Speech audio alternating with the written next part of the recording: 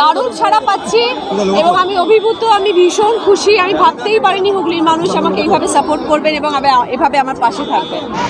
গতকাল সিঙ্গুর থেকে শুরু, আজকে পান্ডুয়া বিধানসভা, কেমন লাগছে? দারুণ লাগছে, সর্ব জায়গায় যাচ্ছি, এত এত মানুষের ভালোবাসা পাচ্ছি। প্রতিটি মানুষ রাস্তায় দাঁড়িয়ে আছেন ফুল নিয়ে, সকলের ভালোবাসা পাওয়াটাই হচ্ছে কাজ এবং তাদের ভালোবাসা যাতে আমি পরে তার ভালোভাবে তাদের পাশে থাকতে পারি এবং এই ভালোবাসার রিটার্ন যাতে আমি দিতে পারি, সেটাই আমার মূল লক্ষ্য এবং হুগলির মানুষের পাশে থাকাটাই হচ্ছে আমার মূল লক্ষ্য।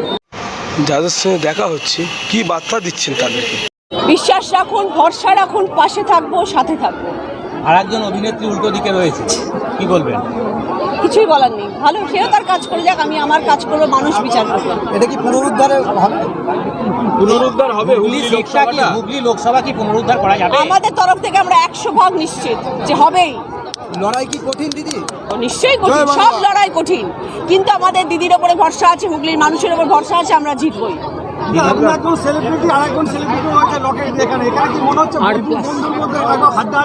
হ্যাঁ হচ্ছে তো, হবে কি হচ্ছে, শুরু হয়ে গেছে লড়াই।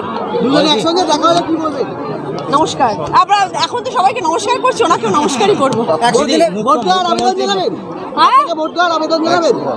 নিশ্চয়ই 100 দিনের কাজের টাকা অনেক শ্রমিক পায়নি, কি বলবেন? দিদি দিচ্ছেন তো, দিদি তো দিচ্ছেন, কেন্দ্রীয় সরকার তো দেয়নি, শুধু বলেছেন দেবো দেবো দেবো, দিয়ে উঠতে পারলেন না। দিদি তো সব করছেন, সবই তো বাংলার মুখ্যমন্ত্রী করে যাচ্ছেন এবং দেখিয়ে দিচ্ছেন প্রতিনিয়ত, প্রতিদিন। তাহলে দিদির পাশে তো আমাদের থাকতেই হবে। প্রতিটি মানুষ এখন বুদ্ধিমান, সবার সজাগ, সবাই এখন বিচক্ষণ। আজকালের মানুষকে এত বোকা বানানো সহজ। সিএ চালু করেছেন, কি বলবেন? সিএও চালু করেছেন, আমার দিদি তার জন্যও লড়ছেন, আমাদের নেত্রী তার জন্যও লড়ছেন, দেখা যাক কি হয়।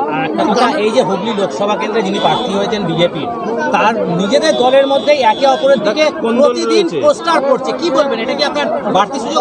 আমার বিরোধী পক্ষ নিয়ে কোনো মন্তব্য নেই, কিচ্ছু নেই। আমি আমার দলের জন্য এসেছি, আমি আমার দলকে জেতাবো, আমি হুগলির পাশে থাকবো, হুগলির মানুষের ভালোবাসবো, এটাই হচ্ছে আমার লক্ষ্য।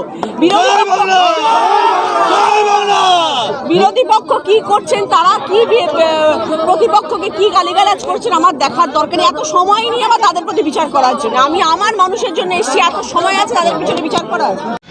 উনি 1 বছর আগে সংসদ হয়েছে, আপনি রাজনীতিতে একদম নতুন, আপনি ব্যাপারটা বুঝে ওঠার আগেই উনি বোল্ড আউট করে দেবে আপনাকে, কি বলবেন?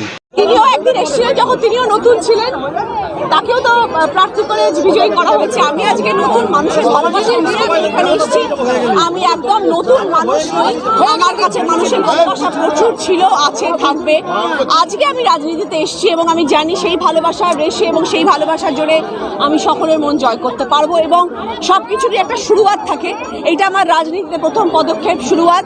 আমি জানি আমার পাশে হুগলির যারা রয়েছেন, বড় বড় নেতা মন্ত্রীরা যারা রয়েছেন, তারা আমার সাথে থাকবেন, পথে আমার সাথী হয়ে থাকবেন এবং সর্বোপরি আমার সাথে রয়েছেন আমাদের মাননীয় মুখ্যমন্ত্রী এবং আমাদের সেনাপতি অভিষেক বন্দ্যোপাধ্যায়, যারা আমাকে পথ চলাতে সাহায্য করবেন। ভোটের ময়দানে রকেটকে কি 1 ইঞ্চি জমি ছাড়বেন? নিশ্চয়ই ছাড়বো না, তাহলে কি আর এইভাবে লড়াই করতাম?